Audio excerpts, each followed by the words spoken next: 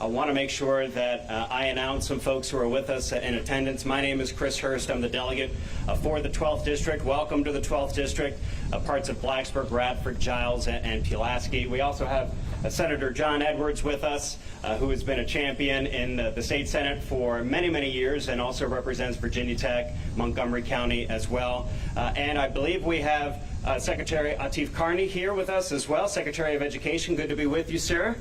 Has been a while since we've been able to see a lot of folks in person, so again, it is wonderful to be able to be here outside to make a major announcement. And I think it's also part and parcel with what we have tried to do over the last 2 years that we have had majorities, but really for the last 4 years that I have been in office and the gentleman behind me has been governor, which is to prioritize education and to also make sure that higher education is prioritized. You know, it just came out again yesterday that another business periodical rated Virginia the #1 state for business, and we also have the #1 state business ranking with CNBC. That was announced just a few weeks ago. I remember seeing all of the water cannons going over Norfolk and going out into the bay. And so why have we been able to be one of the best states for business? It's because of workforce.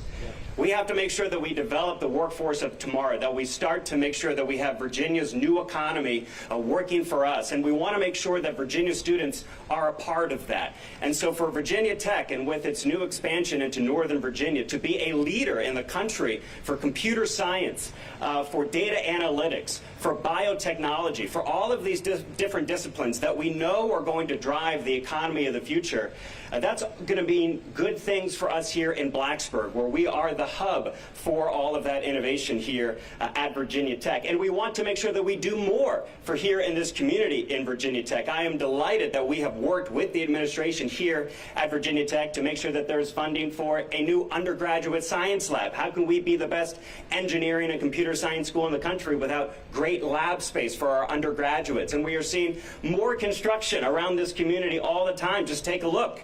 It took me an extra couple of minutes to get around Perry Street in order to be able to get here on time. This is a good thing, because finally, coming out of this pandemic, we are doing what the president has been ushering in, which is we are building back better in Virginia. And we have seen announcements now for how we are going to continue to build back better with this opportunity that we have next week. With the American Rescue Plan Act, we have been able to receive more than $4 billion, and billions of that money is going to be allocated in short order to make sure that we prioritize things that are important to all Virginians, but also crucially important as we start to build the new economy here in the New River Valley. And that starts first and foremost with broadband internet. So I have to give a round of applause to the governor for $700 million more for broadband internet. Thank you, sir. We have people all over the New River Valley taking advantage of these state grants that were instituted a couple of years ago with the governor's leadership, $100 million, now increasing that sevenfold to $700 million, $800 total million, to be able to get everybody connected to broadband internet, every home and business. We've gone from 500,000 to less than 250,000, and in the next 18 to 24 months, we will get that number down to 0 in the Commonwealth, the first state in the South to have everybody connected to broadband internet. That is really, truly transformational.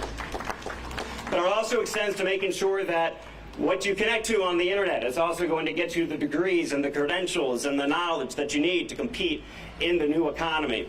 And so it's critically important that we are able to invest in higher education and invest in students primarily. We have made additional investments in financial aid over the last few years. We have instituted wonderful programs like the governor's G3 program, very similar to what we have here at ACE, and we have President Pat Huber with us from New River Community College. The ACE program has been transformational. I keep using that word for students here in the New River Valley to basically say, if you're willing to serve your community, willing to get decent grades, don't have to be phenomenal, but decent grades, we'll make sure you can go to community college 2 years tuition free. With the G3 program now, folks can go and get everything down to the last dollar paid for if they are able to also give back, get skilled, and then go and get that job. That is helping students all across Virginia. And a lot of those students at New River Community College eventually transfer to a wonderful four-year institution like Virginia Tech or Radford. And so we have wonderful things to announce this morning, how we can also help ease that financial burden for our students. And so it really goes without saying that our governor has really demonstrated leadership. It has been wonderful. I don't know about you, but it's been very comforting to have a physician at the helm during this terrible last 18 months, and what a great job he has done to make sure that Virginia is one of the best states in the country for vaccination, and we are also one of the best states in helping people stay in their home and getting out funds to renters to make sure that they don't get evicted. That's also part of the principal leadership that I've admired from the governor here just in the last 18 months, but certainly over his entire term as governor. And so we appreciate him being down here in Blacksburg. It is wonderful for him to be here in the New River Valley. And so, ladies and gentlemen, your governor, Ralph Northam. Let me say a word. I'm Senator John Edwards. I've represented this area for a number of years. The Roanoke City, Roanoke County, Montgomery, Giles County, of course, the town of Blacksburg. And it's been a delight to represent Virginia Tech over these years. I'm really delighted to have the governor here, the governor of the Commonwealth of Virginia, to make a very important announcement, which everybody's going to be delighted to hear. One of the most important problems in higher education is financial aid.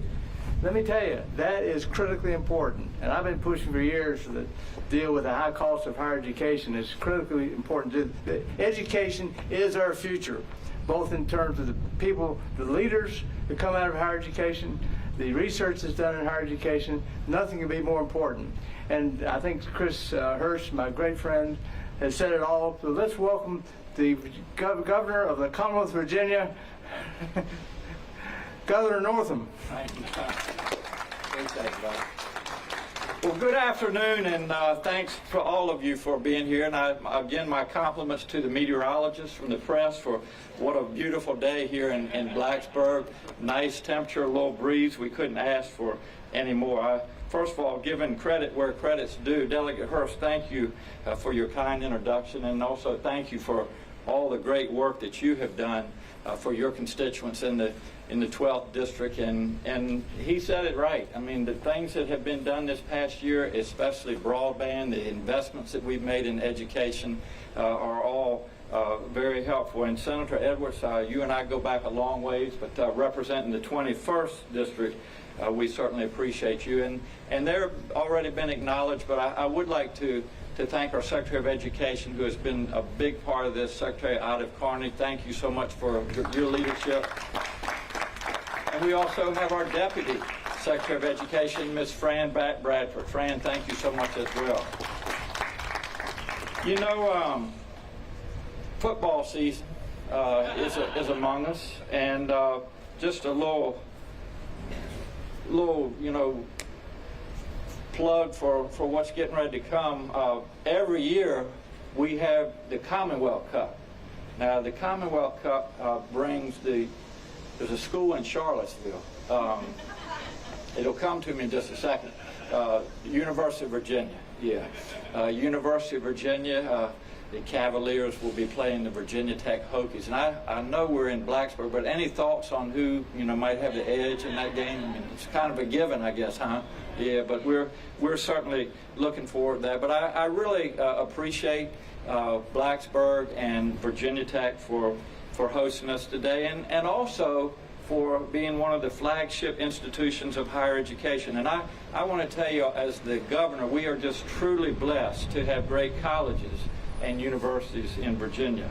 While I know President Sands couldn't be with us today, it is great to see Provost Cyril Clark. So Cyril, thank you so much for your leadership, along with New River Community College, Pat Huber. Thank you so much, Pat, for being here, and Susan Huxman, who is president of Eastern Mennonite University, has made the trip to be with us for this announcement. And we are excited, as Delegate Hurst said, that earlier this month, CNBC named Virginia the best state for business. Now, not just for this year, but the last 2 years running. And so we're proud of that. And we won especially high marks for our education system and our workforce here in Virginia. So our administration, with legislators like Senator Edwards and Delegate Hurst, have made it a priority to invest in our education system and in making it more accessible to every Virginian, no matter who they are or no matter where they're from in the Commonwealth. Because, as you all might agree, when you are able to get a good education, you can build the life that you want and that you deserve. And that door should not be closed to anybody because of affordability. Not every good job requires a 4-year degree, but most good, well-paid jobs require education or training. Those opportunities should be open to everyone, but not everyone can afford tuition or books or transportation or even child care. So, as Delegate Hurst said, that is why we have invested in the G3 program, Get Skilled, Get a Job, and Get Ahead, to help low to moderate income students attend our community colleges for training in high demand fields. And we have 23 great community colleges in Virginia. And so I'm here today to tell you that now we're going to do even more. So today I'm proposing that we invest $111 million in need-based financial aid for low to moderate income undergraduate students.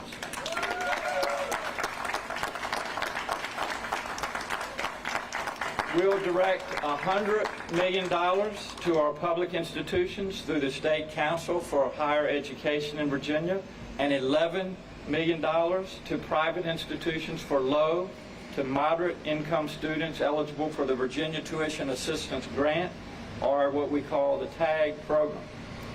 This support supplements the $833 million in ARPA funding that went directly to institutions of higher education.